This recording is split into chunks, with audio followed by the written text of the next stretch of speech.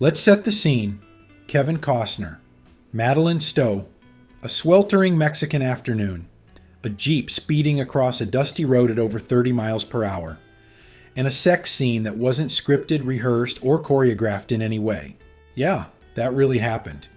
Welcome to Revenge, a 1990 slow burn thriller drenched in betrayal, desire, and brutal payback. A film that's equal parts Top Gun, Romeo and Juliet, and El Mariachi, except the guns aren't the only things firing hot. And as wild as the on-screen chemistry between Costner and Stowe is, it's what happened behind the scenes that might just blow your mind. But don't worry, we'll get back to that Jeep scene in a moment. You'll want to hear the full story first. Directed by Tony Scott, yes, Top Gun Tony Scott, Revenge marked a major pivot from jet-fueled action to sun-scorched tragedy.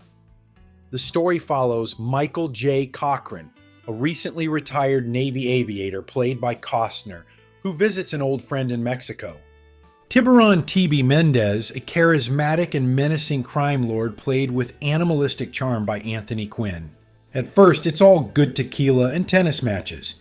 Jay is there to unwind after years of service.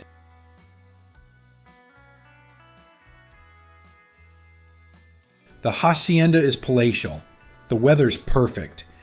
And TB's much younger wife, Mireille, played by the stunning Madeleine Stowe, is, well, let's just say she becomes the forbidden fruit Jay can't resist.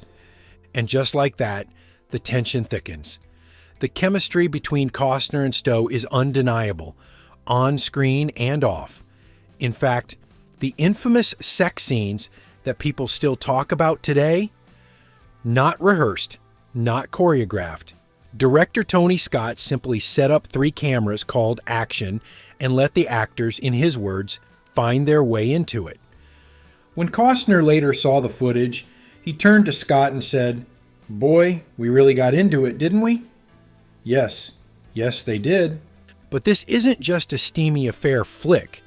It's a dark, gut-wrenching tale of betrayal and vengeance that pulls you in, chews you up, and leaves you wondering if anyone in this story is truly innocent. Based on a 1979 novella by Jim Harrison, the same collection that gave us Legends of the Fall, Revenge spent over a decade in development hell. At various points, Hollywood titans like John Huston, Sidney Pollack, and Jonathan Demme were all attached to direct. Jack Nicholson wanted to play TB. Walter Hill wanted Jeff Bridges in the lead. Even Don Johnson was rumored to be circling the role. But it wasn't until Kevin Costner exploded with hits like The Untouchables and Bull Durham that the wheels finally started turning.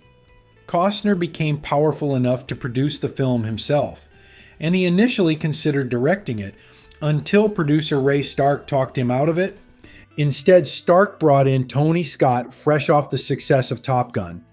And Scott brought with him not just his signature visual flair, but also his own deeply personal connection to the story. As he put it, Revenge wasn't a love story, it was a fuck story. A raw, unapologetic look at forbidden desire, dangerous consequences, and what happens when you cross the wrong man's line. Scott's passion for the material is all over the screen, from the golden-hued cinematography to the haunting final scenes. But behind the camera, it was anything but smooth sailing.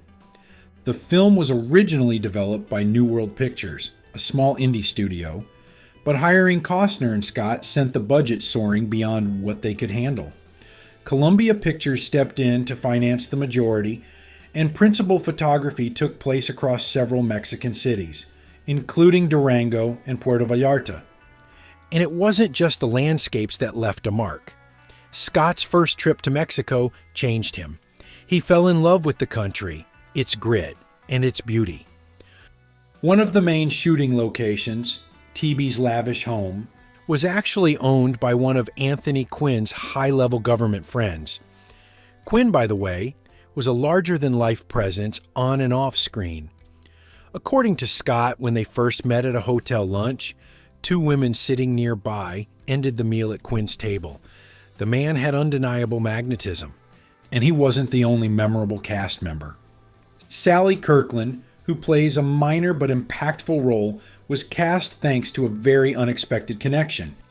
When she showed up late to her audition, she feared she'd blown her chance. But Costner remembered her from way back when he was a stage manager for a Neil Young project she starred in. He personally vouched for her, and boom, she got the part. Kirkland, by the way, holds a bizarre piece of New York theater history. In 1968, she was the first actress to perform entirely nude for the duration of a legitimate stage production. Then there's John Leguizamo, who had one of his earliest roles in Revenge. His most memorable on-set story? Accidentally vomiting on director Tony Scott after a night of hard partying. Method acting? Maybe. But no story sticks with audiences quite like that one. The Jeep scene. Costner and Stowe going at it in the front seat while the vehicle blazes down a dirt road at highway speed. According to Scott, the Jeep was mounted on a flatbed going 50 miles per hour, surrounded by 20 crew members and 3 rolling cameras. There was no intimacy coordinator, no blocking. Just 2 actors caught up in the moment. Scott later called it the sexiest scene he ever shot, and admitted he even got a little embarrassed on set.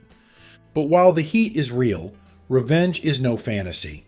Once TB discovers the affair, the movie takes a brutal, unforgiving turn. Jay is nearly beaten to death.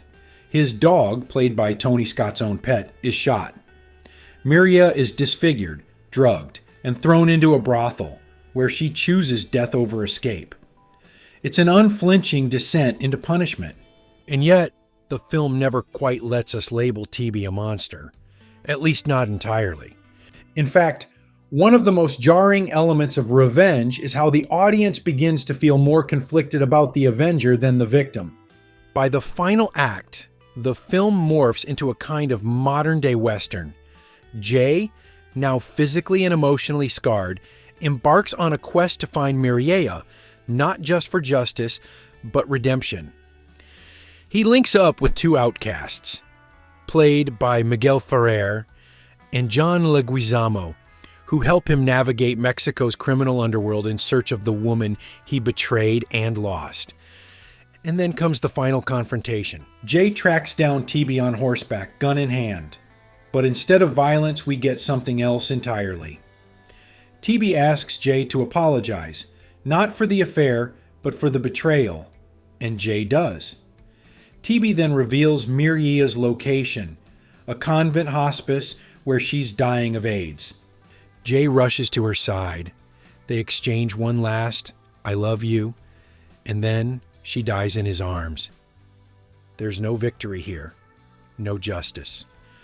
Just the cold, hollow silence of regret. Revenge, it turns out, isn't a dish best served cold, it's one you end up choking on. The film bombed at the box office, grossing only $15 million, and critics were sharply divided. Some called it misogynistic pulp. Others praised its poetic brutality and Scott's bold direction. Over time, though, Revenge developed a cult following. Director Tony Scott released a shorter, darker director's cut in 2007, trimming 20 minutes of studio-mandated fluff and restoring his original vision.